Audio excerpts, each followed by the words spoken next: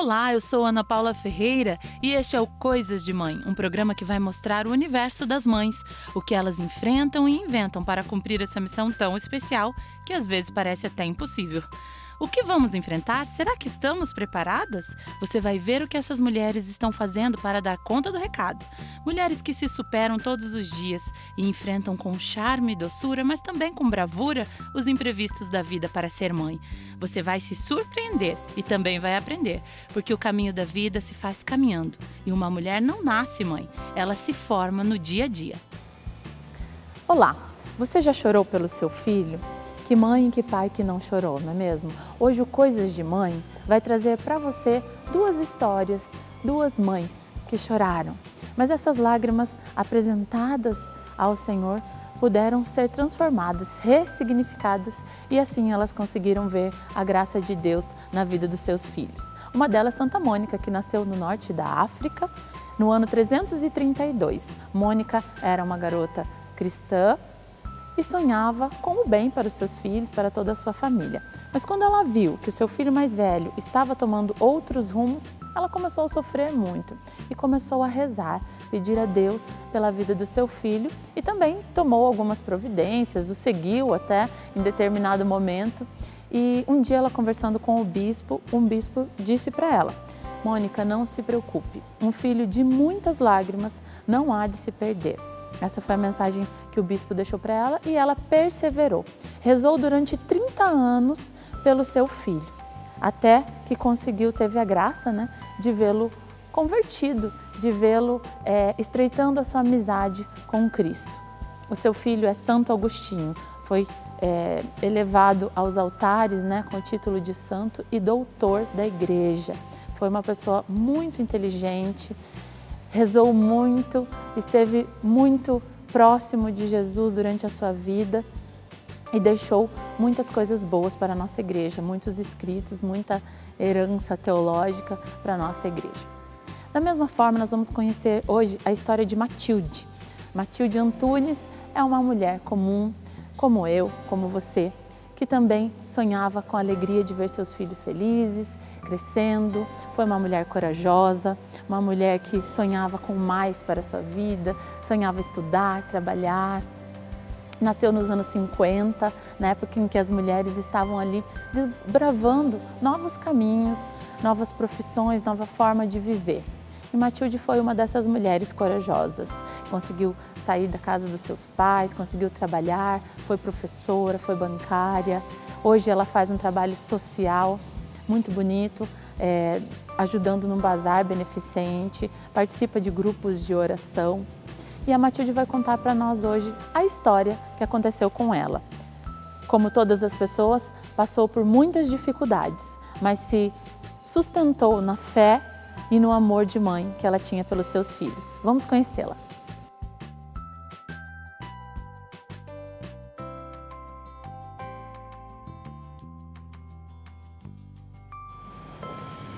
Matilde, bom dia, já está rezando, Sim. Conversando com o Senhor, que maravilha.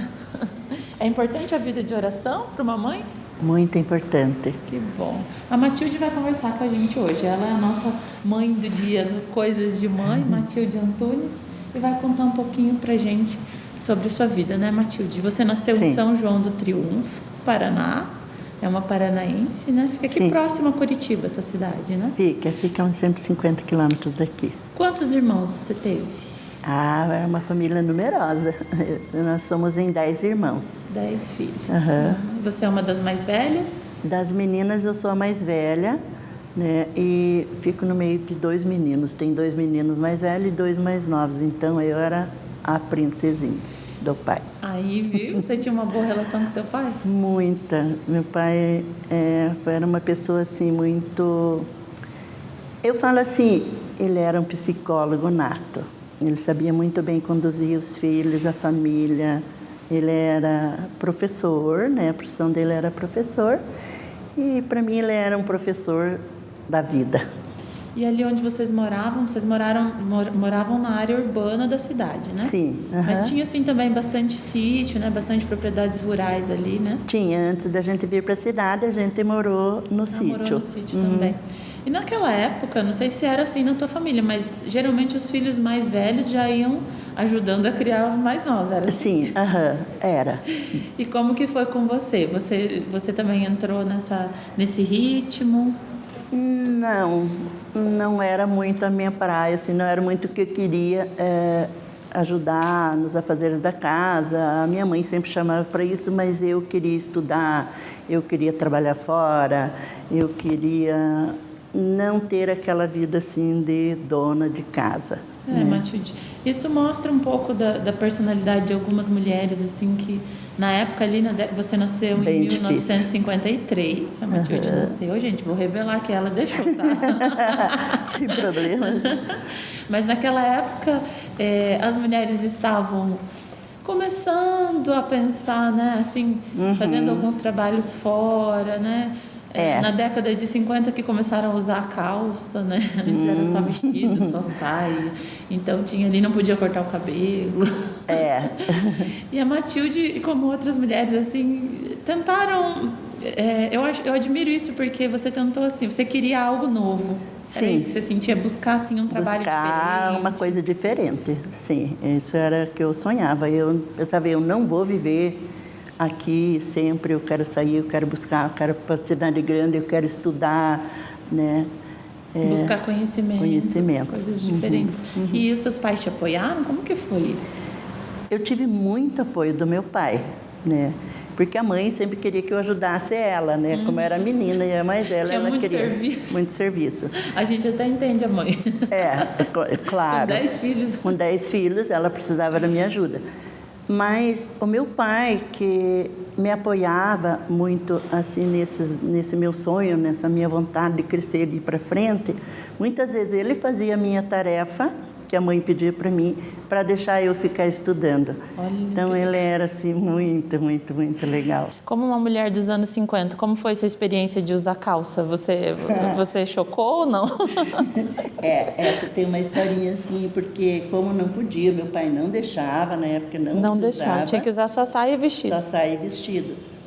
E eu estava na quarta série, né? Ainda era uma menina, né? E as minhas colegas iam de calça, mas eu pensei, bom, e agora, o que eu faço? Aí apareceu alguém vendendo roupa e vendendo calça, e eu comprei uma calça, deixei na casa da minha colega, escondida, e pensei, bom, de manhãzinha eu vou lá, tiro a saia, boto a calça e vou para o passeio. Né? Vai ver, vai ficar tudo tranquilo. Só que ele foi me esperar quando a gente voltou desse passeio. E vocês fizeram um passeio com a escola. Eu dentro do ônibus, eu vi ele e disse, meu Deus, e agora, como é que eu vou descer de calça? O que eu faço? Meu Deus, e agora? Por que eu não trouxe a saia que eu trocava aqui mesmo, né? Botava por cima. Por que ele não sai dali, mas ele não vai sair? Ele me esperando na porta do ônibus e eu tive que descer, né? Bença, pai. Ele só me olhou. E aí ele ficou uma semana, que era costume, né? De manhã e à noite, bença, pai, bença, mãe. Bença, pai. Ele só olhava, não falava nada. Ficou bravo? Ficou, mas ele não... Ficou em silêncio, tipo assim, que isso doeu mais do que ele chegasse assim, pá, vou te bater, vou reclamar.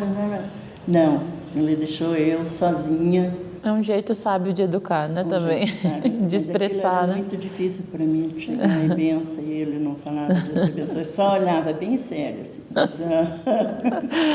Que bom. Daqui a pouco a gente volta, a Matilde vai contar mais da vida dela pra gente. Até já.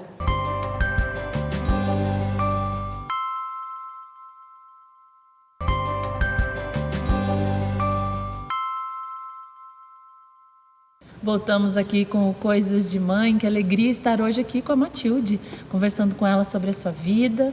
A Matilde que foi muito corajosa na sua juventude, contou um pouquinho pra gente disso. E agora eu quero, Matilde, que você fale para mim um pouco dessa experiência de mãe. Porque daí você casou, teve 2 filhos, né? Como foi? O que você sentiu quando você olhou para os teus filhos? Você lembra? Lembro sim, Ana. Ser mãe foi um grande sonho meu. Então, e Deus foi muito generoso, porque eu sempre pedi 2 filhos homens. Você pediu? Sim. Olha só. Eu tive 2 filhos homens, né? Perfeitos, lindos, maravilhosos. Então foi assim uma realização. Uma pureza, né, pra gente. Sim, né? Sim. Foi sempre uma realização, assim, eu senti meu sonho realizado de mãe, né? E foi muito bom. Que bom. E como que foram, assim, os desafios, Matilde, na vida, no dia a dia, de educar as crianças? Você trabalhava fora, né? Você trabalhava no banco, era bancária, né? Sim. Como que você conseguiu conciliar isso? Realmente, ser mãe, trabalhar fora e os afazeres domésticos, que na época não havia muita participação do pai, né? Hoje os pais estão mais presentes, mas na época ficava sempre para a mãe, né? Foi um desafio muito grande realmente, né? Mas a mãe, ela arranja forças. Dá um jeitinho. Dá um jeitinho e consegue conciliar tudo. E o amor, né? A hora que você vê aqueles pequenos, você vai à luta mesmo. É verdade. Você me contava assim que às vezes você também rezava, confiava a Deus o cuidado dos meninos, né? Os meninos, eles têm muitas ideias, né? Todo momento eles têm ideias geniais. Sim. Você confiava a Deus também um pouco esse cuidado? Sim, porque muitas vezes eu tinha que deixá-lo sozinho em casa, né? E aí eu sempre pedia para Deus, anjo da guarda, que protege, né, eles. E claro, eles faziam muitas artes, muitas peraltices, mas graças a Deus nunca foi assim uma coisa grave, né? Eu sempre pensei assim, Deus que cuida, né? E sempre entreguei eles assim aos cuidados mesmo de Deus e do anjo da guarda. Anjo da guarda, né, Matilde, que é muito importante. Algum momento da tua vida, Matilde, da tua vida profissional, você teve que abrir mão de alguma coisa, de repente até de um projeto de ascensão profissional, por conta dos meninos? Como que foi? Conta pra gente. Sim, exatamente. Eu, numa época assim que eu podia ir mais para uma carreira bancária, para minha vida profissional, eu tive que abrir mão fazendo meio expediente só, né?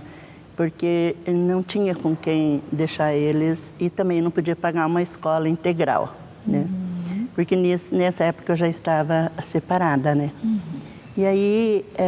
Então você tinha que dar conta de tudo e sozinha com os meninos. Aqui em Curitiba, sim. Que não era a tua cidade, da tua família, no caso. Sim, sim.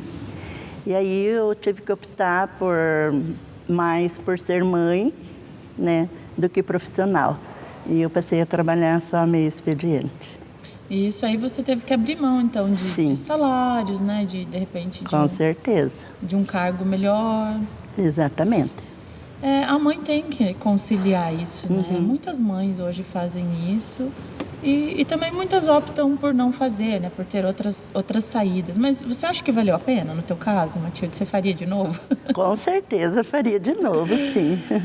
Né? Acho que valeu a pena. O que você mais ama em ser mãe, Matilde? Na relação com os filhos? O carinho que eles têm pela gente, aquele apego, eles nunca nos deixam sozinhas.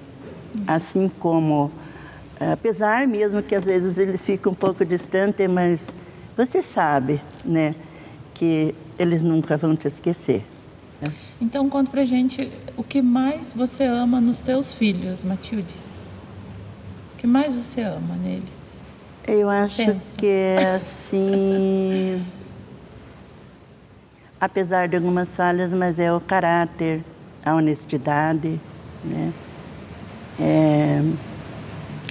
Que isso, a educação, que eu acho que isso assim também vem de berço, já vem comigo do meu pai e da minha família, e eu procurei transmitir isso para eles também, né? E eu sei assim que eu posso confiar nessa coisa assim deles serem honestos, né?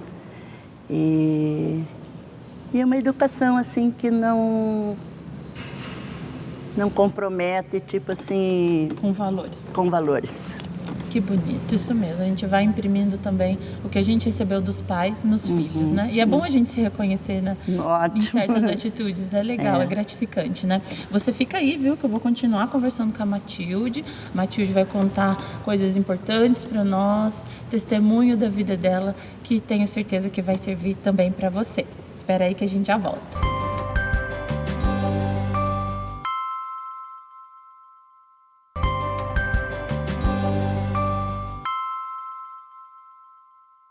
Voltamos aqui com a Matilde, hoje conversando conosco sobre a sua vida. E como toda mãe, como toda pessoa humana, a Matilde também passou por muitas dificuldades na sua vida. E eu quero que ela conte um pouquinho para nós agora, né, Matilde? A fim de que a gente possa crescer, a gente possa também ajudar outras mães que passam pela dificuldade da dependência química com um filho. Matilde, quando você descobriu que o teu filho estava envolvido com substâncias químicas, qual foi a tua reação? O que você pensou? Bem, fico até um pouco emocionada. Ela já começa a chorar. Quando eu descobri, eu estava numa fase assim bem difícil. Então isso veio mais mais dificuldade. Mais uma aprovação. Eu pensava assim, meu Deus, mais uma aprovação. Teu marido estava doente, né? Estava bem doente. Do segundo casamento, que você ficou 23 anos casada com ele, né? Sim. E ele estava muito doente, hospitalizado, e você estava cuidando dele. Sim. E aí você, nesse contexto, descobriu ainda que o teu filho estava com a doença da dependência química. Aí sim, eu já estava bem fragilizada. Então, assim, meu chão se abriu, né? Pensei, meu Deus, tem que haver uma solução. Para onde que eu vou, né? E aí vem toda aquela memória de tudo que a gente fez pelo filho, né, Matilde? Sim. A gente fica buscando no passado, onde foi que... Eu errei. Isso é uma coisa de mãe, né? Mãe Sim. faz isso, né? Sim, porque é a primeira coisa. Culpa. Você se culpou, assim? A princípio, sim. A primeira coisa que você sente, assim, é culpa. Onde foi que eu errei, onde eu estou errando, né? E... A gente se sente 100% responsável pelo filho, né? Com em cada certeza. passo. Mas não é assim, né? Não. Depois você descobriu isso? Não. A partir, acho que o filho já fica adulto, aí você não tem mais tanta essa coisa. Mas a mãe, ele nunca cresce. Para a mãe, ele é o bebê. Sim, senti isso tudo, mas eu recebi já uma graça, assim. Porque na primeira conversa que eu tive com ele, né? Filho, vamos resolver, você precisa de um internamento. E ele aceitou. Que bom. Então porque aí... isso não é comum, né? Não. Nem sempre eles aceitam da primeira vez. Nunca. É muito difícil que da primeira vez que você descobre e você conversa com o filho, ele aceita. Mas eu já recebi essa graça, né?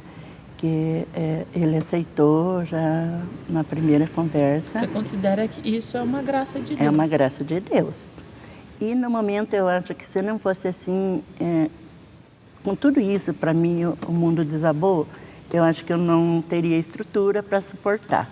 Aí, bem difícil. E aí eu procurei uma clínica e mais uma vez Deus foi misericordioso, que eu consegui, era difícil, mas eu consegui uma vaga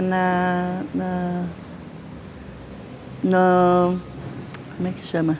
Do Perpétuo Socorro lá. A chácara de recuperação de dependentes químicos. Sim. De acolhida, né? Que é lá dos Pais Redentoristas que administram, mas é do povo, né? Isso. Então foi muito bom, né? Ele ficou lá 9 meses, foi maravilhoso. E nisso eu também comecei a fazer, porque você tem que fazer, porque a família toda adoece, né? Entendo. Quando isso é você descobre. Para a família estar atenta a isso. E aí, precisa de um apoio, né? Precisa. E precisa de tratamento, né? E aí eu comecei a fazer as terapias de grupo na Copiosa Redenção, que era do Amor Exigente, que era também o que me mantinha em pé, né? Te sustentou, te É, orientou. que me orientava e que me dava forças para continuar essa luta, né? Nessas horas a gente tem que ser humilde também, né, É. Matilde? Procurar ajuda, né? Sim, sim. Às vezes é difícil a gente admitir que não sabe tudo, que... É muito difícil. E é muito difícil a pessoa assim, entender também que isso é uma doença, Exato. né? Geralmente as famílias, algumas pensam assim, mas eu fiz tudo, né? Eu dei tudo. Eu dei tudo. Ele é um mal agradecido, é um sem vergonha. Daí né? se revolta contra. Muitos falam também, a culpa não é minha. A mãe ainda, ela não é, ela ainda fica assim, mas o pai, os irmãos, a família, muitos não dão assim muito apoio. Eu tive muito apoio na época da minha irmã Maria Helena. A tua irmã te ajudou. É. Porque ir cuidar dele, ir para grupo, cuidar do marido, resolver e decidiu precisar de alguém da família. E ela, que também trabalhava, ela é professora, ela deixou, pediu uma licença e veio para me ajudar. Que bom. Que irmã valorosa, né? É. Então isso foi assim, que eu considero mais uma graça Você de Deus. imaginava que uma irmã tua fizesse isso por você? Não. Ela me surpreendeu. Às vezes, na maior da dificuldade que a gente passa, a gente descobre o valor das pessoas também, né? O valor Sim. da fé. Ela é uma pessoa assim, muito maravilhosa, uma irmãzona, né? E até foi uma que eu confio muito. A primeira pessoa que eu me abri foi com ela, né? E ela imediatamente deixou o trabalho dela, deixou a filha dela, o marido dela. E veio e ficou, acho que uns 15 dias, assim, naquela fase mais crítica, né? Até ele ser internado, ela foi meu alicerce. A minha muletinha. Um valor inestimável, né? Que bom. Deus vai colocando as pessoas para nos ajudar. Com né? certeza. As pessoas também que acolheram na chácara. Também, assim, lá também agradeço assim, a doutora Júlia, que foi ela assim, que é a primeira pessoa que me indicou, né? Que na época eu não estava sabendo que tinha essa comunidade. Mas você me contou daí que nessa fase que ele estava em tratamento, seu esposo chegou a falecer. Faleceu, ele faleceu... ele tinha recém saído lá da chácara, já tinha completado o tratamento. Então, nessa época, era ele, era o meu marido e a minha nora que estava grávida, né? Nossa. Que depois veio a minha netinha, que é tudo de bom, que compensa tudo. Né? Que bom, a criança renova tudo na família. Ah, sim, foi Traz uma um luz sonho diferente, assim. né? Uma com cor certeza. diferente para tudo. Foi muito maravilhoso. Que bom. E o Guilherme hoje, ele consegue viver bem? Ele está em sobriedade? Você continua fazendo esse acompanhamento também? Conta pra gente um pouco. Sim, hoje, graças a Deus, ele está bem, está em sobriedade, está trabalhando, que né? É um paizão, né, para Amanda, que é a filha. E eu continuo fazendo meu grupo, minha terapia, agora aqui no Alanon, Nós estamos aqui, né? Na paróquia Santo Antônio do Boa Vista, né? Essa igreja linda, foi recentemente reformada. E aqui você faz o Alanon. Aqui eu faço o Alanon que é toda grupo quarta-feira. De apoio para os familiares de dependentes sim, químicos exatamente. do álcool. Exatamente isso. Entendo. Então isso não pode parar, né? Não Matilde? pode parar. Tem que continuar, porque a dependência química, ela não... Ela é progressiva, como eles falam sempre, né? Progressiva, incurável e fatal. Tanto para o dependente quanto para o familiar. E a o controle está em você poder fazer esses grupos, né? Porque senão você recai e você não suporta. Você já pensou em desistir? Você pensou em algum momento em desistir de tudo? Desistir do teu filho? Já. Não posso negar que não. Você pensa em desistir. Chega uma hora que fica tão difícil, né? Que você pensa em desistir. Mas coisas de mãe? Coisas de mãe. A mãe nunca desiste de um filho. Ela pode até pensar, está muito difícil, eu vou desistir, mas não desiste. Uma mãe nunca desiste de um filho. Então você levantou a tua cabeça e andou contra todas as estatísticas, né? Foi em frente e falou, o dependente químico tem jeito, o meu filho tem jeito. Tem, isso mesmo. Uhum. E eu vou conseguir. Isso, que Estou lindo. conseguindo e, se Deus quiser, eu vou conseguir até o fim. Que lindo, Matilde. Muito obrigada, viu? Obrigada por você abrir a tua história pra gente, abrir teu coração, porque eu tenho certeza que a tua história ajuda, né? É o que a gente espera, Sim. que ajude muitas outras mães que passam. Quantas famílias passam hoje por essa dificuldade? A gente até falava, né? Que às vezes tentando acertar a gente erra, a gente dá tudo do bom e do melhor muitas vezes. Mas o filho não sabe dimensionar o valor daquilo, né? Porque às vezes ele não viu outra realidade, ele não conhece, né? Sim. Então a gente precisa também rezar pedindo a sabedoria de Deus, né, Matilde? Para que Deus nos dê a sabedoria na hora de educar, né? Mostrando as diversas realidades, né? Tentando contextualizar o filho, né? E não simplesmente dar tudo e... Mas que bom, eu agradeço muito. Vou dar um abração aqui. Obrigada de coração, tá bom? Obrigada, Ana. Obrigada. Agradeço você também que esteve conosco. Que Deus te abençoe.